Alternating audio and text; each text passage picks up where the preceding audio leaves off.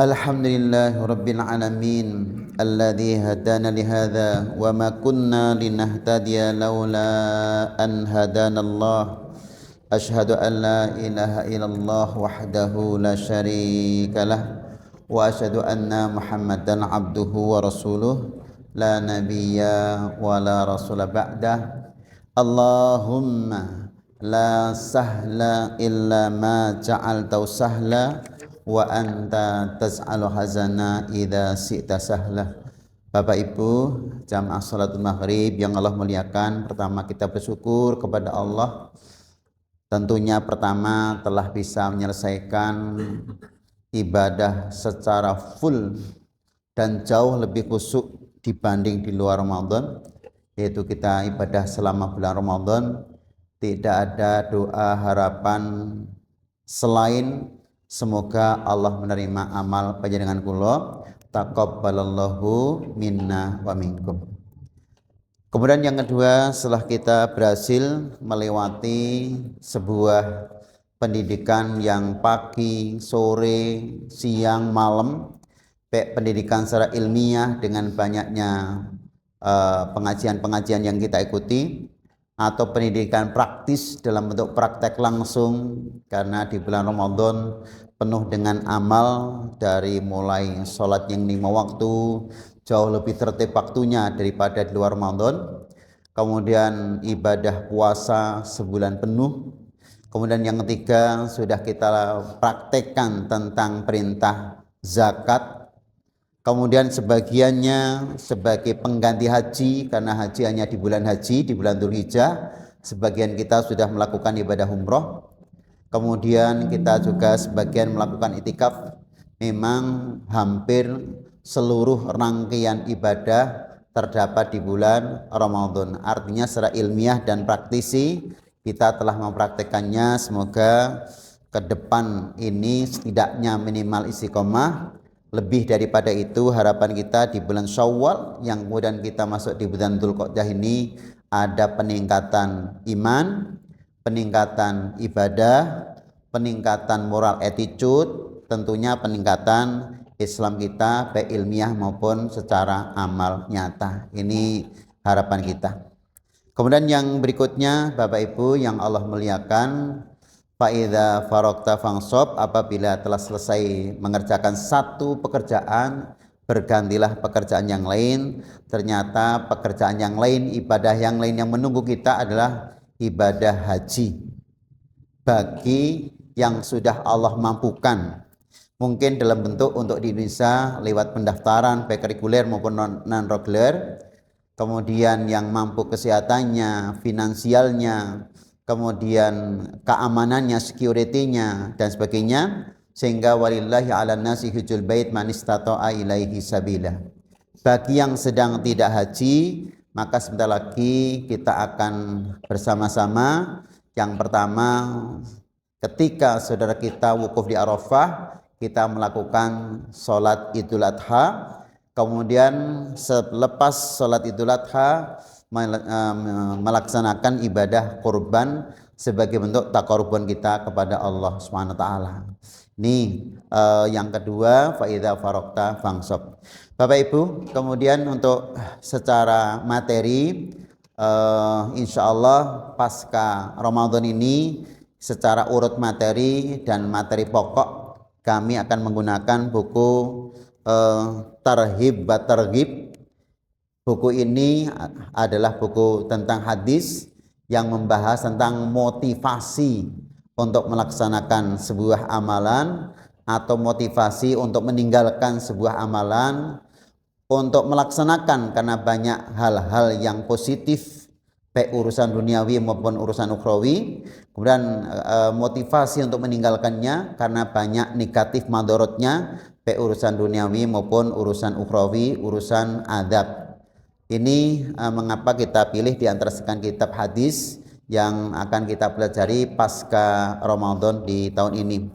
Buku ini ada jumlahnya 5 jilid, tetapi untuk jilid yang terakhir hanya berupa isi buku, tetapi isi komplit itu di jilid 1 sampai jilid 4. Tapi tentunya ketika kita belajar tentang hadis enggak lepas dari Al-Quran, Karena Al-Quran itu firman Allah yang secara umum itu global. Global, perlu adanya keterangan. Nah, keterangan itu namanya tafsir. Tafsir itu pun belum cukup, karena secara amal nyata itu ada pada diri Rasulullah, sehingga amal nyata ada pada hadis-hadis Rasul. Kalau kita ingin belajar Islam secara global, perdalamlah Al-Quran. Tapi kalau ingin rinci bagaimana cara mengamalkan Quran, maka belajar hadis Rasulullah. Tetapi belajar hadis Rasul saja tidak cukup ketika kita tidak mengerti bagaimana orang-orang di zaman Rasulullah yang disebut dengan sahabat ini melaksanakan Islam itu sendiri. Sehingga bagi kami mempunyai sebuah pemahaman bahwa satu, belajar Quran, kedua, belajar hadis, ketiga, belajar hayatus sahabah, kehidupan para sahabat Nabi, itu penting sehingga saling melengkapi pemahaman kita tentang Islam. Bapak Ibu yang kami hormati, itu pemberitahuan tentang kitab yang akan kita bahas, targhib batarghib, targhib batarghib, targhib untuk melaksanakan, kemudian tarhib untuk meninggalkan sebuah amalan.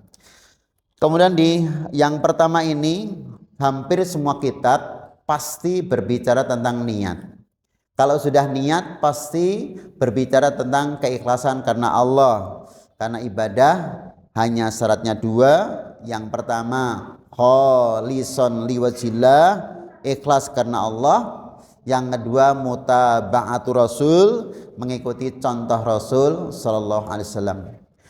Tentang pembahasan ikhlas ini kita tidak lepas, yang pertama akan kita bahas tentang Al-Quranul Karim, dan ini kebetulan hubungan dengan kurban yang sedang akan kita laksanakan pada bulan Dzulhijjah besok.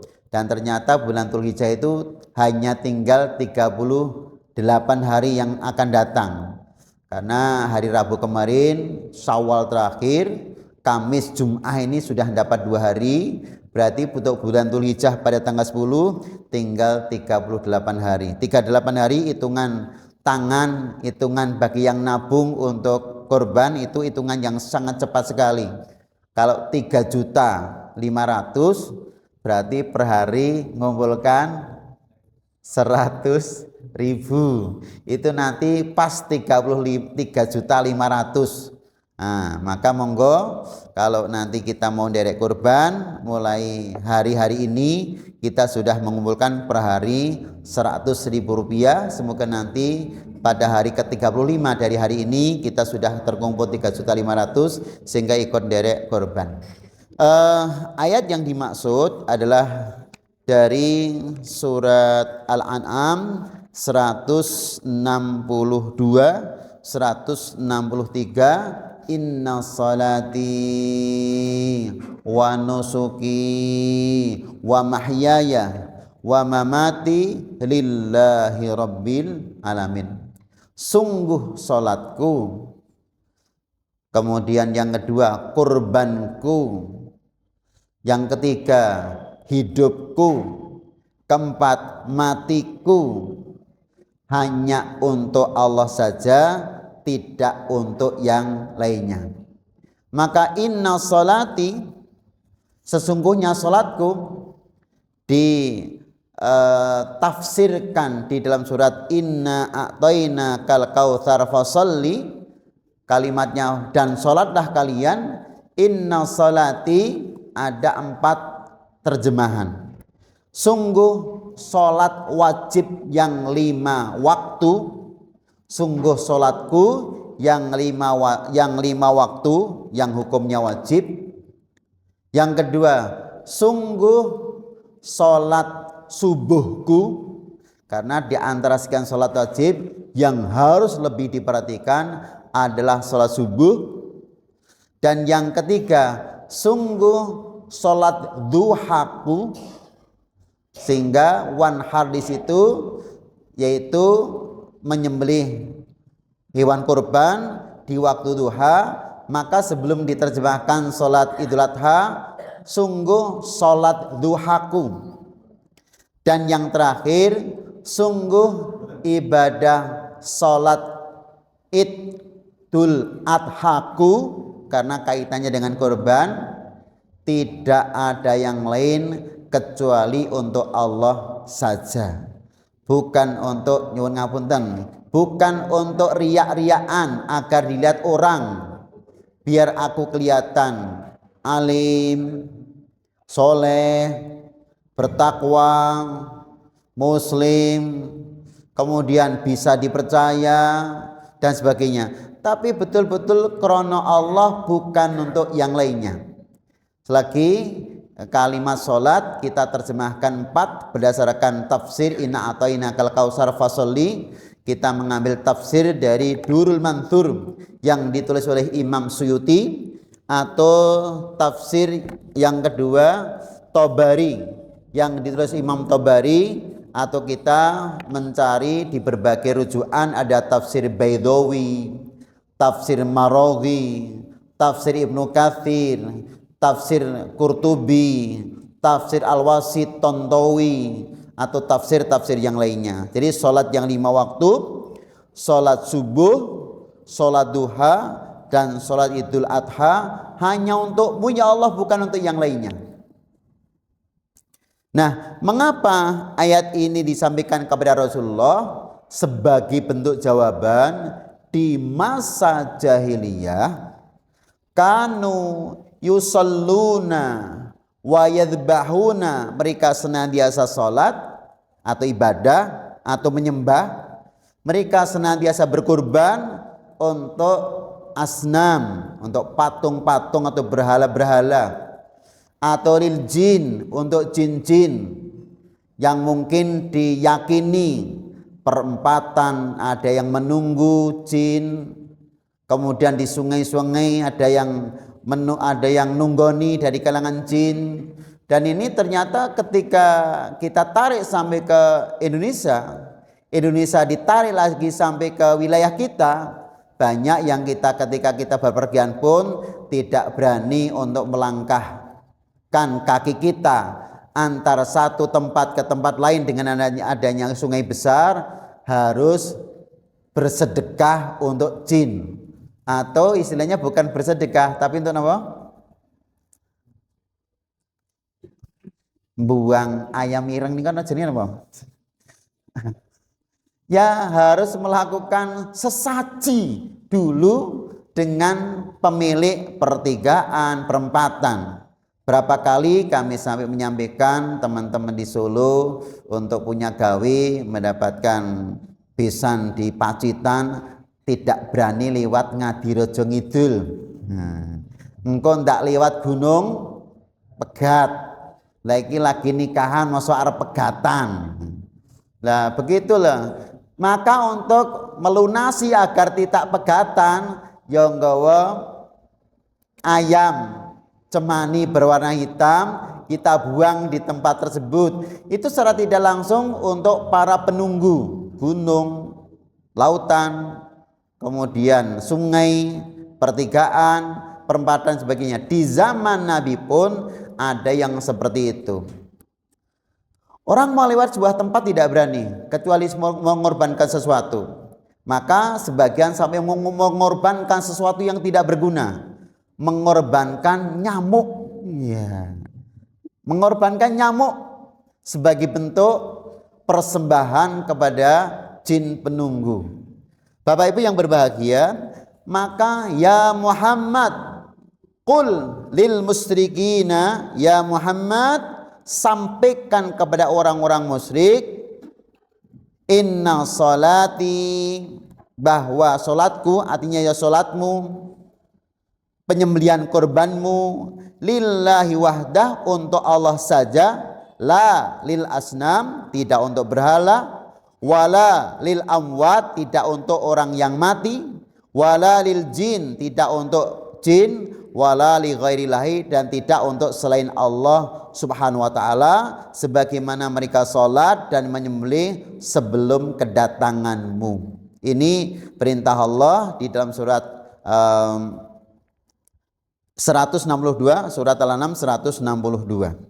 Kemudian kata inna sholati wa nusuki, maksud Inna sholati wa nusuki, sholat dan nusuk di sini banyak makna selain sholat yang 5 waktu, sholat subuh, sholat duha, sholat idul adha, itu banyak makna. Ali bin Abi Thalib pernah menyebutkan inna sholati wa nusuki, artinya sholatku dan nusuki. Jadi ketika kita sholat Allahu Akbar, wa nusuki itu artinya tangan kita ketika takbiratul ihram Allahu Akbar, takbir yang pertama sebagai takbir pembukaan, itu mengangkatnya sejajar dengan nusuk.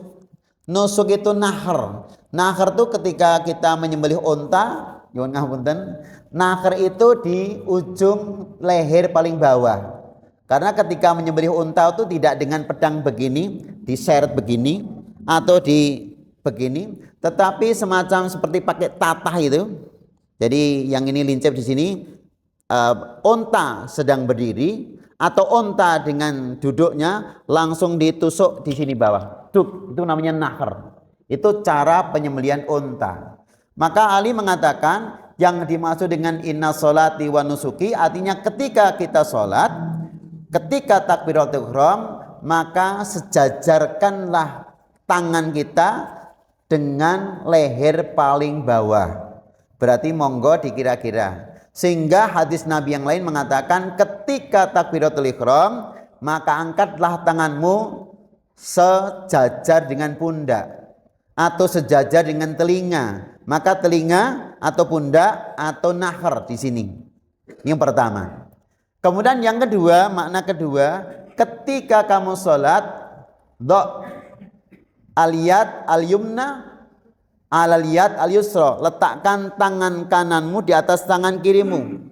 Kemudian di tengah-tengah fi wasati sa'id, ini siku, ini pergelangan tangan. Nah, kira-kira tengahnya pergelangan dengan siku itu di mana di sini? Berarti sholat itu yang paling benar tangannya begini. Tsumma wadha'a 'ala sadri, kemudian diletakkan di atas dadanya. Jadi bukan begini, bukan di atas perut, apalagi nyuwun ngapunten, bukan di atas alatnya sendiri-sendiri. Nggih, niku ben ra bulan-bali no, materi di bulan-bali nggih niku. Ini kata Ali bin Abi Thalib. Sehingga ketika sholat semuanya mengangkat kedua tangan, tidak sekedar Allahu Akbar. Termasuk kami sekedar mengingatkan bagi yang sholat jamaah sudah mendapati sang imam sudah rukuk, kita boleh langsung rukuk, tapi syaratnya harus takbiratul ihram dulu. Tidak boleh langsung Allahu Akbar, langsung derek rukuk, tapi kita tidak pernah takbiratul ihram. Langsung derek rukuk tapi tanpa takbiratul ihram tidak boleh. Karena sholat itu diawali dengan takbiratul ihram. Ini tentang sholat wajib maupun sholat sunnah. Adapun sekedar masuk ke materi juga fikih, mungkin nanti diterangkan Ustaz Habib. Adapun seandainya misalnya sholat id, kita tetap takbiratul ihram. Seandainya imam sudah alhamdulillahi rabbil alamin, sudah baca Fatihah, kita tidak harus takbir zaidah sendiri. Bukan Allahu Akbar, Allahu Akbar. Lah imamnya sudah Fatihah kok takbir. Karena kita ping pitu. Maksudnya ping pitu ya ketika jamaah, ketika tidak berjamaah kita mengikuti gerakan imam. Dan itu takbir zaidah tidak wajib. Maka seandainya sholat Idul Fitri, Idul Adha pun tanpa takbir zaidah itu sah. Yang penting menggunakan takbiratul ihram.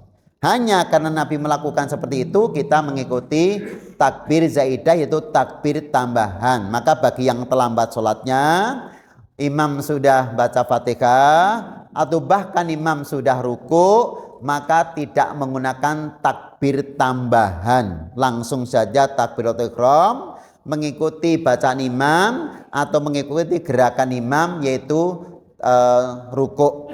Bapak Ibu yang berbahagia, sesungguhnya sholatku, kemudian yang kedua nusuki, menyembelih kurbanku, dan termasuk makna-makna yang lainnya tadi.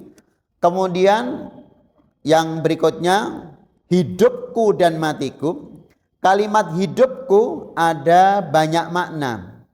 Al-hayyu yang menghidupkan, yuhyi wa yumit, yuhyini wa yumituni wallah. Yang menghidupkan aku adalah Allah, yang mematikan aku adalah Allah.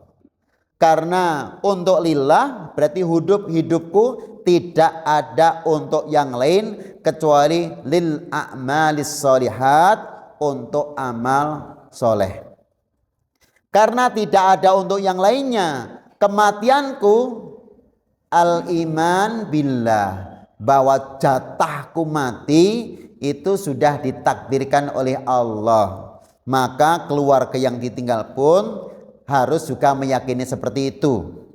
Jadi keluarga yang ditinggal pun harus meyakini seperti itu. Kalau nanti ada saudaranya yang meninggal, memang itu sebuah takdir dari Allah. Yakin bahwa itu takdir dari Allah, bukan sebab-sebab yang lainnya. Sehingga tidak memunculkan sebuah suudon kepada orang lain.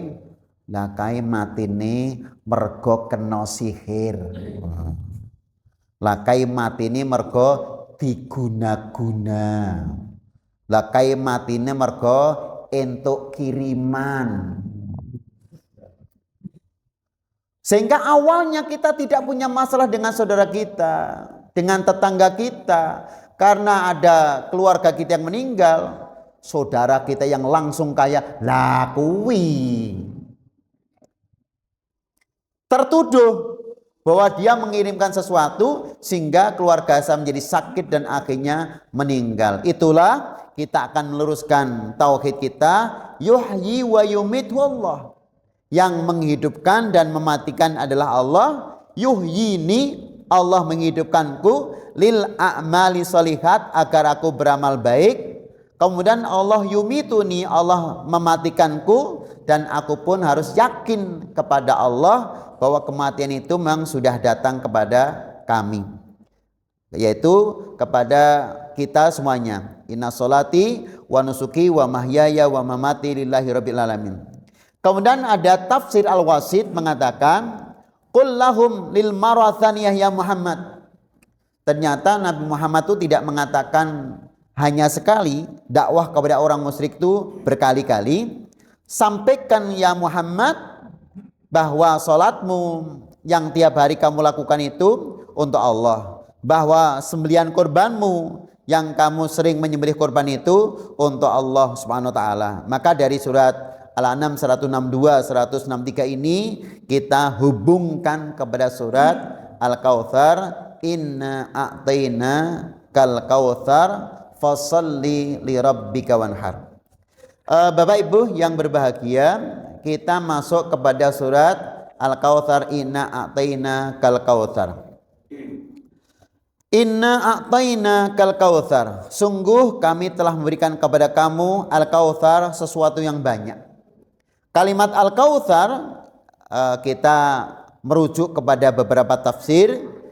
Inna Ibnu Abbas yaqul huwa nahrun fi butnanil jannah, yaitu sungai yang terletak di tengah-tengah surga. Nah, sungai yang terletak di tengah-tengah surga atau di perutnya surga. Kemudian yang lainnya mengatakan yang di dalam surga itu ada haud, ada telaga. Yang di dalam telaga, yang di atas telaga itu ada gelas-gelas, ada cangkir-cangkir, ada wadah-wadah yang jumlahnya sebanyak bintang di langit, yang nantinya seluruh umat Nabi Muhammad dapat meminum air telaga tersebut dengan menggunakan cawan gelas yang sebanyak bintang di langit. Kecuali orang yang tidak mendapatkan petunjuk Allah, orang yang tidak mengikuti Rasulullah, orang yang memuji Rasul, yang namanya abtar. Inna a'taina kal kautsar fasholli li rabbika wanhar, inna syani'aka wal abtar. Inna syani'aka wal abtar. Artinya sungguh orang yang membencimu dialah yang terputus dari rahmat Allah. Siapa yang dimaksud orang yang tidak akan mendapatkan surganya Allah, yang di tengahnya ada haud atau ada telaga dan ada sungai, yang di atasnya berbagai macam alat untuk mengambil air tersebut, dan di dalam surga itu ada istri-istri kita dan ada pembantu-pembantu kita yang tidak mendapatkan secara personal sejarah dan kehidupan para sahabat Nabi. Saat itu ada orang yang hidup di zaman Rasul namanya Al-As bin Wa'il. Abtar artinya orang yang terputus dari amalnya, yang terputus dari rahmat Allah. Siapa itu? Al-As bin Wa'il. La An-As bin Wa'il itu nama lengkapnya Abu Amr Al-As bin Wa'il bin Hashim. Umur 85 tahun dia meninggal. Kemudian kisahnya mengapa As bin Wa'il ini sampai mendapatkan julukan orang yang tidak mendapatkan rahmat Allah, sementara secara strata sosial beliau itu adalah sebagai qaid, seorang komandan yang di Bani Quraisy. Tetapi karena kafiran wa musyrikan billah, karena kekafirannya, karena kemusyrikannya kepada Allah, bahkan memusuhi Rasulullah, sehingga tidak mendapatkan rahmat Allah. Apa bentuk-bentuk yang dilakukan oleh As bin Wa'il? Satu, yahtaqirunal fuqara. Yang pertama, suka mencaci maki orang-orang miskin di kalangan sahabat Rasulullah. Jadi kalau ada orang-orang miskin masuk Islam, ikut Rasulullah, itu dia dicaci maki. Ketika mau masuk Islam tapi masih berpisah dengan kaum muslimin, yu'adzibul muslimin, mereka diberikan sanksi, diberikan iqab, diberikan berbagai macam bentuk sakit, disiksa. Jadi disiksa, diejek. Tidak saja mengejek orang-orang miskin dan mencaci makinya, bahkan beliau mencoba waqafa fi wajhin Nabi, pernah berdiri di depan Rasulullah, liyamna'ahu min ada'i risalatihi, melarang agar beliau tidak meneruskan dakwahnya. Jadi terang-terangan berdiri di hadapan Rasulullah, hentikan dakwahmu. Begitu. Tetapi ketika As bin Wa'il ini, selain mencaci maki sahabat yang miskin, kemudian sering menyakiti mereka, kemudian melarang Nabi berdakwah, suatu saat dia ingin membunuh Nabi. Ketika perjalanan Mekah Madinah, yaitu di daerah Abwa, baina Makkah wal Madinah, terjatuh dari khimarnya, akhirnya meninggal. Begitu dari naik kuda, khimar jatuh, kemudian meninggal ketika jatuh tersebut. Ini tentang meninggalnya dia, mau membunuh Nabi, tapi ternyata mengejar Nabi, jatuh dari kendaraannya, akhirnya meninggal. Selain itu, siapa As bin Wa'il itu? Suatu saat dengan sombongnya begini, orang-orang miskin yang ikut Rasulullah itu kan rata-rata yang berharap kepada ampunan Allah dan berharap kepada surga. Akhirnya beliau pun ikut-ikut seperti Nabi. Suatu saat istajara rajulan, beliau menyewa seseorang agar kerja di rumah beliau. Dia kerjakan, kemudian tidak digaji dari pekerjaan tersebut, dengan mengatakan surga yang dijanjikan Muhammad itu belum tentu, sementara aku juga punya surga, lebih berhak aku untuk memberikan surga daripada Muhammad, maka kerjalah kalian di rumahku tanpa mendapatkan gaji. Ini kan uri-urian.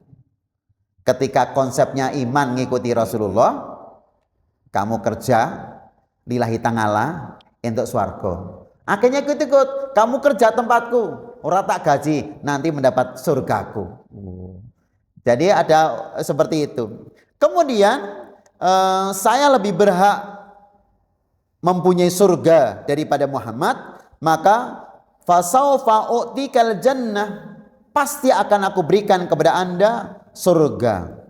Maka dari ikut-ikutan seperti Rasul tersebut, padahal dia itu musuhnya Nabi, turunlah ayat Maryam 63, tilkal jannatul lati nurithu min ibadina man kana taqiyan, itulah surga yang Allah wariskan untuk hamba-hambaku yang bertakwa. Jadi hambaku yang tidak bertakwa, apalagi pengikutnya As bin Wa'il, tidak mendapatkan surga. Bahkan pemimpinnya yaitu As bin Wa'il saja terputus, tidak mendapatkan rahmat Allah, apalagi mung boloni pengikutnya, itu pun karena dibuli, kamu kerja retak gaji untuk swarga. Nah itulah bulinya As bin Wa'il. Bapak Ibu yang berbahagia, dari dua surat, yang pertama surat Al-An'am 162, kemudian yang kedua surat Al-Kautsar, inna a'tainakal kautsar. Jadi kautsar itu artinya setidaknya nahrun fil jannah. Keterangannya begini, Al-Kautsar huwa nahrun fil jannah. Saya bacakan hadisnya secara lengkap. An Anas bin Malik qala aghfa Rasulullah ighfa'atan farafa'a ra'sahu mubtasiman faqala innahu nuzilat alayya anifan surah faqra'a bismillahirrahmanirrahim inna a'tainakal kautsar fasalli li rabbika wanhar inna syani'aka huwal abtar. Kemudian Rasul mengatakan, hal tadruna mal kautsar? Qalu Allahu wa rasuluhu a'lam. Faqal huwa nahrun fil jannah a'tanihi rabbi fil jannah alai khairun katsir tarutuhu ummati yaumal qiyamah aniyatu adatul kawakib yahtalijul abdu minhum fa aqulu ya rabbi innahu min ummati fayuqalu innaka la tadri ma ahdatha ba'daka. Artinya Anas bin Malik bercerita, Rasul suatu saat terlalap sebentar, jadi seperti duduk kemudian terkantuk. Ternyata begitu beliau terkantuk-kantuk bangun langsung tertawa. Sahabat pada heran, ya Rasulullah, engkau terlelap sebentar bangun kok langsung tertawa, ada apa yo? Ada apa? What happened? Ada apa ya? Apa yang terjadi? Kemudian Rasul tertawa sambil mengangkat kepala beliau. Kemudian sahabat bertanya, wahai Rasulullah, mengapa engkau tertawa? Rasul menjawab, baru saja turun kepadaku surat Al-Kautsar. Kemudian beliau membaca surat Inna A'tainakal Kautsar sampai selesai. Begitu selesai membaca, beliau bertanya, apakah kalian tahu apa yang dimaksud Kautsar itu? Para sahabat menjawab, Allah dan Rasulnya lebih tahu. Beliau bersabda, Kautsar ada sungai di surga, nahrun fil jannah a'tanihi rabbi, Allah telah memberikan kepadaku. Jadi kalau Allah memberikan kepadaku berarti secara tidak langsung memberikan juga kepada umat Nabi Muhammad. Mengapa kita bisa terjemahkan seperti itu? Karena kullu ummati yadkhulunal jannah, seluruh umatku bakal masuk surga. Artinya ketika Allah memberikan kepada Rasulullah, berarti juga Rasul akan memberikan kepada kita. Maka karena Rasul sudah diberikan dan itu sudah Rasul saksikan, turun surat Al-Kautsar, dan Rasul pernah saksikan ketika beliau sedang Isra dan Mi'raj. Subhanalladzi asra bi'abdi lailan minal masjidil haram ilal masjidil aqsa alladzi barakna haulahu linuriyahu min ayatina innahu wasamil basir. Ketika beliau Mi'raj, di perjalanan menuju Sidratil Muntaha, beliau pernah dilihatkan tentang surga yang nanti untuk beliau dan untuk seluruh umatnya. Jadi suratnya sudah turun, surganya pernah diperlihatkan oleh Allah ketika beliau sedang Isra Mi'raj dan disampaikan kepada sahabat beliau. Kemudian dia mengatakan yang nantinya aniyatuhu, gelas-gelasnya, cawan-cawannya, wadah-wadahnya, adadul kawakib, sebanyak bintang di langit. Dan itu nanti ketika seluruh umatku cukup untuk seluruh umatku. Jadi demikian. Untuk itu kata Allah, sebagai bentuk kesyukuranmu kepadaku, Allah merintahkan dua. Fasolli, ndaklah kalian sholat yang 5 waktu. Yang kedua, ndaklah kalian perhatikan sholat subuhmu. Dan yang ketiga, ndaklah kalian sholat duha. Dan yang keempat, ndaklah kalian sholat idul adha. Setelah kalian sholat idul adha, ndaklah kalian menyembelih kurban. Maka secara tidak langsung, bagi yang sholat ini waktunya baik secara waktu, sesuai dengan waktunya, baik secara kaifiyah, cara mengerjakannya, secara niat berarti ikhlas karena Allah, insya Allah akan didapatkan di akhir nanti surga. Yang kedua, insya Allah setelah kita sholat yang 5 waktu, sholat subuh, sholat duha, sholat idul adha, setelah itu ikut derek kurban, bagian daripada taqarruban ilallahi, akan mendapatkan surga. Maka monggo, ini kebetulan ayat yang sedang kita bahas juga sesuatu yang akan kita kerjakan di bulan Dzulhijjah nanti. Kemudian kita masuk kepada materi dari kitab Targhib wa Tarhib. Bagaimana ketika sholat kita, kurban kita, baca Quran kita, berjihadnya kita, sodakoh kita bukan karena Allah. Maka di dalam buku Targhib wa Tarhib jilid 1 ini diterangkan, besok pada hari kiamat Allah akan memutuskan perkara di padang mahsyar itu. Orang yang melakukan amal yang sangat indah, sangat baik, mulia, tetapi karena keliru niat, akhirnya mereka menjadi penyulut api neraka. Siapa itu? 3 orang yang akan diputuskan pertama kali. Yang pertama kali adalah orang yang Allah berikan ilmu, dia belajar ilmu, dia baca Quran, tapi ternyata agar orang menyebutnya sebagai orang yang alim, orang soleh, orang baik, maka besok ketika di padang mahsyar dikatakan, apa yang kamu kerjakan? Aku belajar ilmu, aku amalkan, semua itu untukmu ya Allah. Apa kata Allah?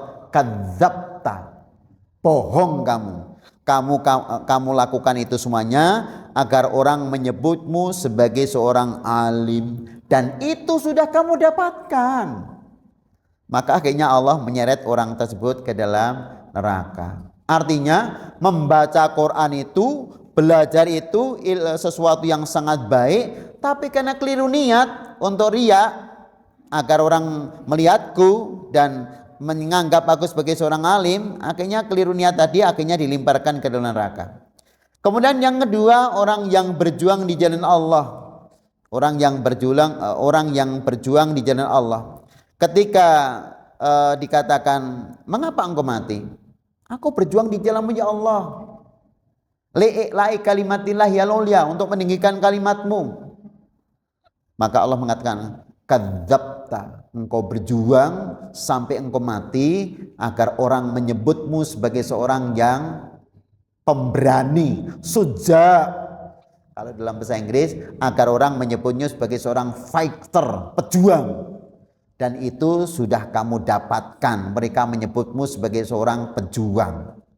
Oleh sebab itu, karena kamu keliru niat, tidak untukku, tidak inna sholati wa nusuki wa mahyaya wa mamati lillahi rabbil alamin, tetapi agar disebut sebagai seorang pejuang, akhirnya diseret ke neraka. Padahal Jihad itu amalan yang paling baik nomor 3. Pertama sholat pada waktunya, yang kedua birrul walidain, yang ketiga berjuang di jalan Allah.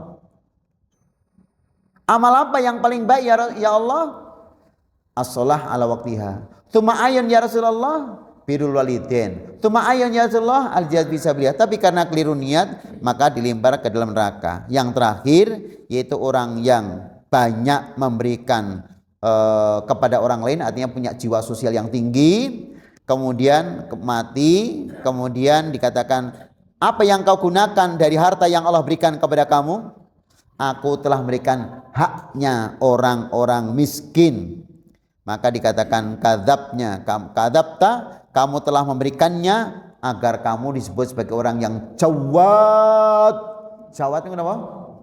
Dermawan. Karena kamu keliru niat, akhirnya dilimparkan. Maka monggo sebentar lagi panjenengan kula badhe nindakaken kurban, pokoknya ikhlas karena Allah, tidak untuk lainnya. Jangan coba-coba sak songgo langit sing sapi ini paling gede aku. Iya. Urunane paling akeh sapa? Aku. Liyane mung sak prop itu aku satu sapi. Wah. Golek dhewe. Belah dhewe, cincang dhewe, takdung dhewe. Ya, semoga ini lepas dari kita nggih, karena urusan niat urusan hati. Tapi ampun wedi nek niatku keliru aku malah di neraka, tak ra korban wae. Niku nggih keliru, karena segala sesuatu tanpa latihan tidak mungkin akan mendapatkan keikhlasan niat. Sing latihan ket biyen seprono sprene kuwi urung kaluan lurus, apalagi sing langsung sing tidak pernah praktek. Mekaten nggih, bismillah, salat panjenengan kula, gesang panjenengan kula, termasuk sebentar lagi kurban panjenengan kula, muga-muga diparingi ikhlas dan amal panjenengan kula tansah tinampi wonten ngarsa dalem Allah Subhanahu wa taala. Rabbana taqabbal minna sholatana wa qiyamana wa tilawatana wa dhabihatana rabbana taqabbal minna innaka antas samiul alim wa tub alaina innaka antat tawwabur rahim. Assalamualaikum warahmatullahi wabarakatuh.